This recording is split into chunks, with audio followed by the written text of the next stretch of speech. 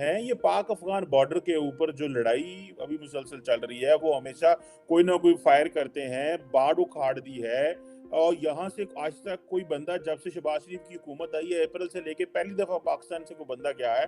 आप क्या समझते हैं पाकिस्तान के अफ़गानिस्तान के ताल्लुकात ना होने के बराबर हैं? वो जब जो दिल करता है वो कर देते हैं, हमारे डॉलर पे प्रेशर। सबसे बड़ा हमारा रीजनल जो मैं समझूंगा एक आज बड़ा दिन है। मैं जी। समझता हूँ कि पाकिस्तान को भारत को आज कांग्रेचुलेट करना चाहिए। G20 की प्रेसिडेंटशिप का आज उनका पहला दिन है। मोदी साहब ने एक बड़ी बहुत मुस्बत स्टेटमेंट दी है। उन्होंने कहा है कि हम उन मुल्कों की भी आवाज बनने की कोशिश करेंगे जिनकी आवाज ऐवान इक़्तिदार में या यूनाइटेड नेशंस में नहीं जा सकती। Very positive. जय हिंद दोस्तों, मैं महेंद्र शर्मा स्वागत करता हूं वन वर्ल्ड हिंदी में आपका। उम्मीद करता हूं आप खुश और स्वस्थ हैं। दोस्तों आइए दिखाते हैं पाक मीडिया के एक और लेटेस्ट डिबेट, जिसमें कैसे पाकिस्तान में डिस्कशन किया जा रहा है कि अफगानिस्तान से तालिबान के लोग पाकिस्तान आर्मी को हर दिन आके मार देते हैं। तो कहीं ना कहीं आज पाकिस्तान को ये दस बहुत ज़्यादा झेलना पड़ रहा है कि इन्होंने उस पिछले समय जैसे आतंकवाद का समर्थन देके तालिबान की सरकार सत्ता लाने में कहीं ना कहीं साथ दिया था। दूसरी तरफ कैसे G20 की मीटिंग में भारत को प्रेसिडेंसी मिलने के बाद से भारत ने बयान जारी किया और आज ऑफिशियल तरीके से मोदी जी ने भी ज्वाइन कर लिया इस प्रेसिडेंसी को, और उन्होंने बयान दिया है कि हम जो मुल्क अपनी साख खोए बैठे हैं उनको मुख्य धारा में लाने के लिए हर संभव कोशिश करेंगे। तो कैसे पाकिस्तानी मीडिया ने मुबारकबाद देने से मना किया, तो साजिद तरार ने इस चीज़ का विश्लेषण किया। तो दोस्तों देखिए डिबेट और कमेंट में अपनी प्रतिक्रिया जरूर दें। लास्ट में आपसे रिक्वेस्ट करूँगा, चैनल पर नए हैं तो चैनल को सबसे पहले सब्सक्राइब करें, लाइक शेयर कमेंट जरूर करें। दोस्तों जय हिंद, वंदे मातरम, भारत माता की जय। दोस्तों उन्होंने मिलने से इनकार कर दिया। आप क्या समझते हैं ये पाक अफ़गान बॉर्डर के ऊपर जो लड़ाई अभी मुसलसल चल रही है, वो हमेशा कोई ना कोई फायर करते हैं, बाढ़ उखाड़ दी है और यहाँ से आज तक कोई बंदा जब से शहबाज शरीफ की हुकूमत आई है, अप्रैल से लेके पहली दफ़ा पाकिस्तान से कोई बंदा गया है। आप क्या समझते हैं पाकिस्तान के अफ़गानिस्तान के ताल्लुकात ना होने के बराबर हैं?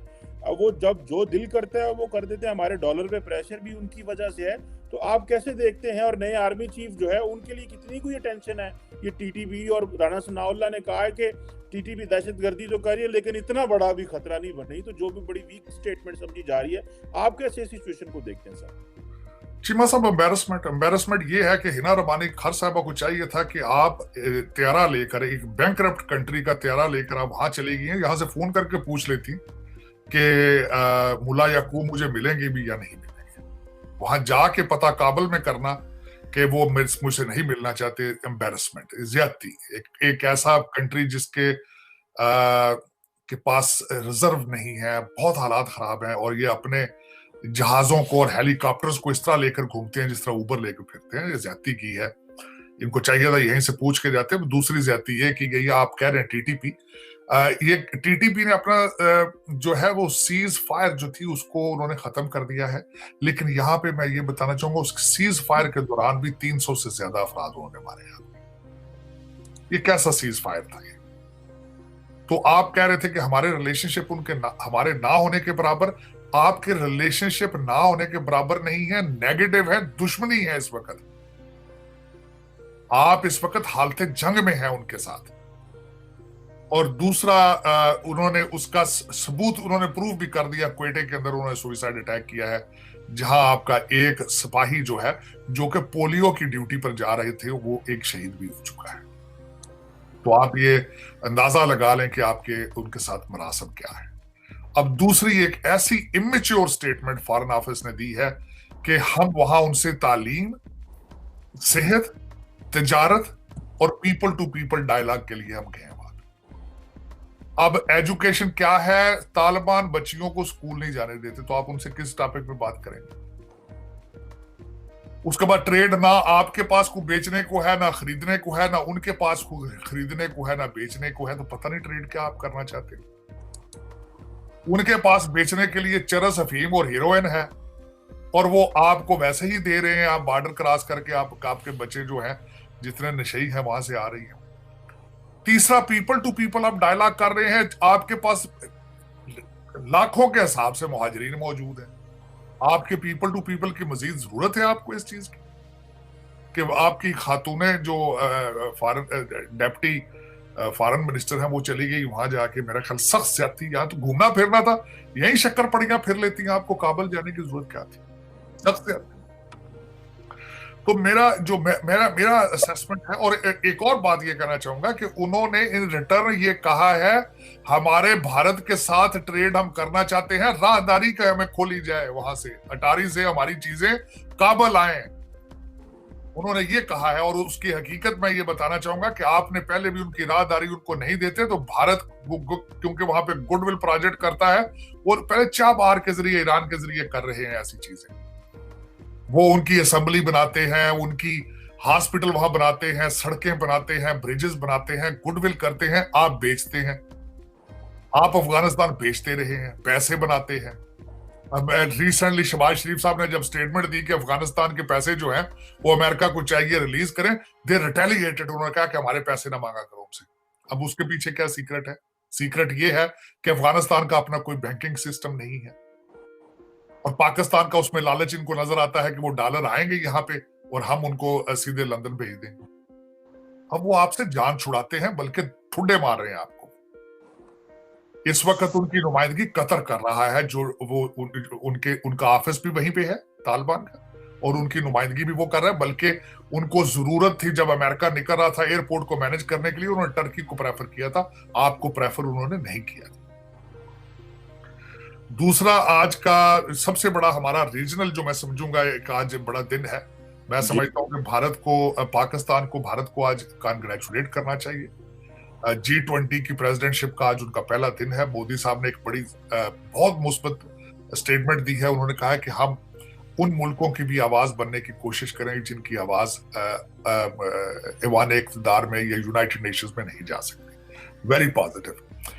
मैं समझता हूँ, मैं आज सुबह एक डिस्कशन में बैठा था तो किसी ने कहा कि पाकिस्तान को मुबारक देने का क्या फायदा है। मैंने कहा पाकिस्तान को ना मुबारक ना देने का क्या फायदा है।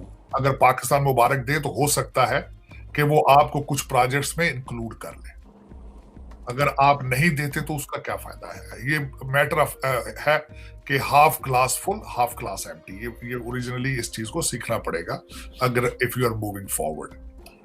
हर चीज पे तनकीद बराए तनकीद नहीं होनी चाहिए।